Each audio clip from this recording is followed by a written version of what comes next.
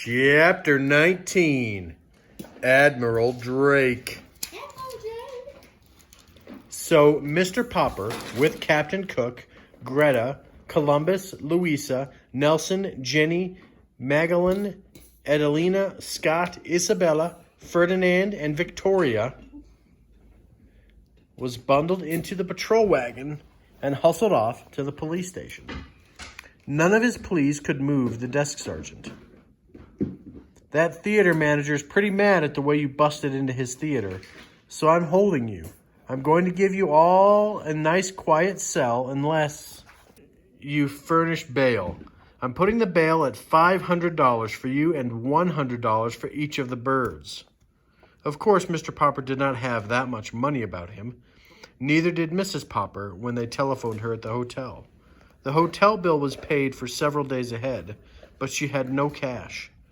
The check for the final week's salary was not due until the end of the week. Indeed, it now looked as if the Poppers would never see that check, since they could not get the Penguins out of jail long enough to put on their act at the Royal Theater. If only they could have got in touch with Mr. Greenbaum. Mr. Popper knew that kind of man would have got them out. But Mr. Greenbaum was somewhere in Hollywood, out on the Pacific coast, and the Poppers had no idea how to reach him. It was very dull for the birds in jail. Wednesday came and there was still no word from Mr. Greenbaum. Thursday and the birds began to droop. It was soon apparent that the lack of exercise combined with the heat might prove too much for them.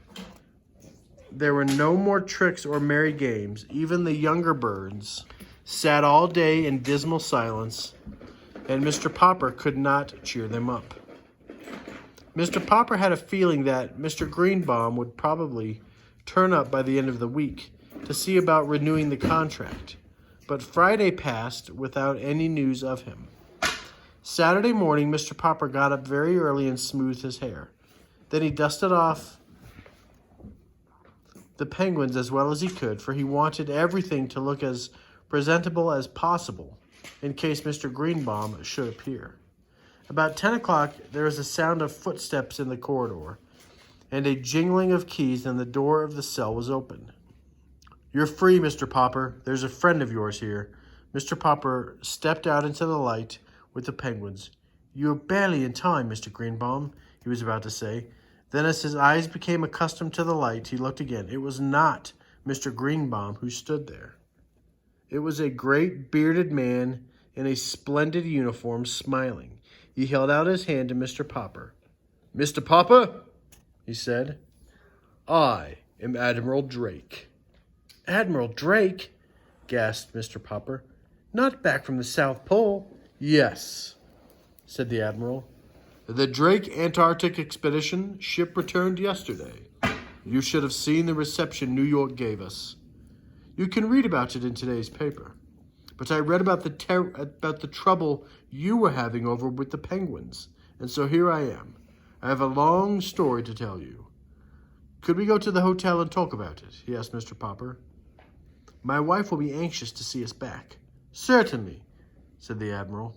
And when they were all settled in the Popper rooms at the hotel, with the Penguins clustering around to listen, Admiral Drake began. "Naturally, when I knew that I was coming back to America, I often thought about the man to whom I had sent the Penguins. It takes us a long time to hear things down there, and I often wondered how you and the bird were getting along. Last night, at the mayor's dinner for us, I heard about the wonderful trained Penguins Act you've been putting on all over the country. This morning I picked up the paper, and the first thing I read was that Mr. Popper and his 12 penguins were still being held in jail. But 12 penguins, Mr. Popper? How on earth?" Then Mr. Popper told how Greta had arrived to keep Captain Cook from being lonely, and how the little penguins had grown, and how the clever little bundle had saved the day for the Poppers when things looked bad. "It's amazing," said Admiral Drake. "I've seen a lot of penguins in my time, but never such educated ones as these. It certainly shows what patience and training can do. But now you get to Now to get to my real point, Mr. Popper. You probably know that I've explored the North Pole as well as the South Pole. Oh, yes, said Mr. Popper.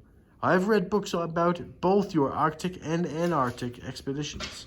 Well then, said the Admiral, maybe you know why we explorers prefer the South Pole. Could it be on account of the penguins, sir? He asked. Admiral Drake patted her head. Yes, my dear. Those long polar nights get pretty dull when you have no pets to play with. Of course, there are polar bears up there, but you can't play with them. Nobody knows why there are no penguins at the North Pole.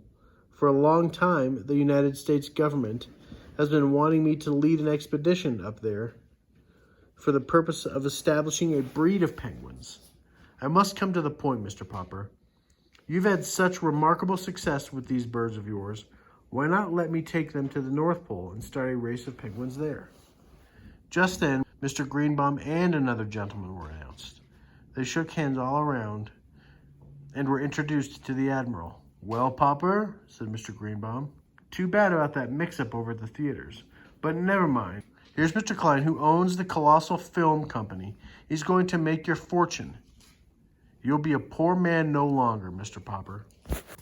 Poor, said Mr. Popper. I'm not poor. These birds have been earning us $5,000 a week. Oh, $5,000? said Mr. Klein. What's that? Pin money? I want to put those birds in the movies, Mr. Popper. We've got the story department working on stories for them already. Why, I'll put each of these birds under a contract that will keep you and the missus on Easy Street for the rest of your lives. Papa, whispered Mrs. Popper, I don't want to live on Easy Street. I want to go back to Proudfoot Avenue. Better consider, Mr. Popper, said the Admiral. I can't offer you anything like that. You say those men at the North Pole get lonely because there are no penguins, asked Mr. Popper. Very lonely, said the Admiral. But if there are penguins up there, mightn't the polar bears eat them? Oh, ordinary penguins, yes, said the Admiral judiciously, but not such highly trained birds as yours, Mr. Popper. They can outwit any polar bear, I guess. It was now Mr. Klein's turn to speak. In every moving picture house in America, little children would have the pleasure of seeing stories acted by the Popper performing penguins. Of course, if we succeeded in establishing the breed at the North Pole, said the Admiral, the name might have to be changed a little. I imagine that hundreds of years from now, scientists would be calling them the polar Arctic penguins. Mr. Popper was silent for a moment. Gentlemen, he said, I want to thank you both. I'll give you my decision downstairs.